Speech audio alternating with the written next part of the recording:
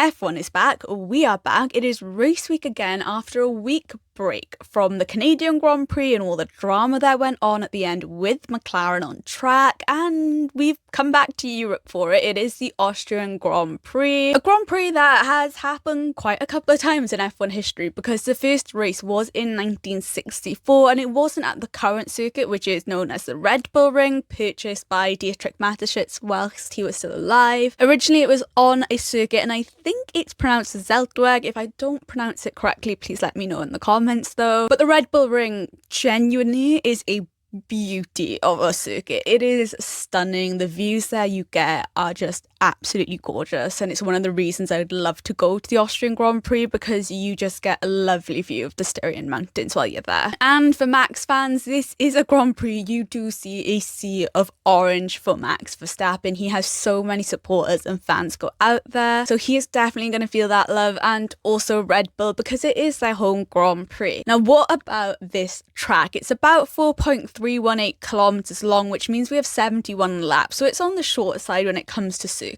And also, it's one of the tracks that has the least amount of corners on the F1 calendar at the moment, because this track only has 10 turns, which really isn't that much. A lot of straights, as you'd guess, which means that we end up with 3 DRS zones. Pole to turn 1 braking point is around about 233 meters long, and for pit stop lost time, we're looking at roughly 20.4 seconds. Now, track limits has always been an interesting one at the Austrian Grand Prix. In particular, last year, we had a lot of post-race penalties being applied because of track limit infringements. So that's something that the drivers, again, are going to be really careful of this year, and just in general with the curbs at the Austrian Grand Prix, all of the drivers and teams are going to want to be a little bit cautious. Curbs there can damage your car. So it's going to be pretty interesting. We've got a good couple of rookie drivers coming in for a rookie session in FP1 this weekend, so we'll see how they handle that and what happens on track.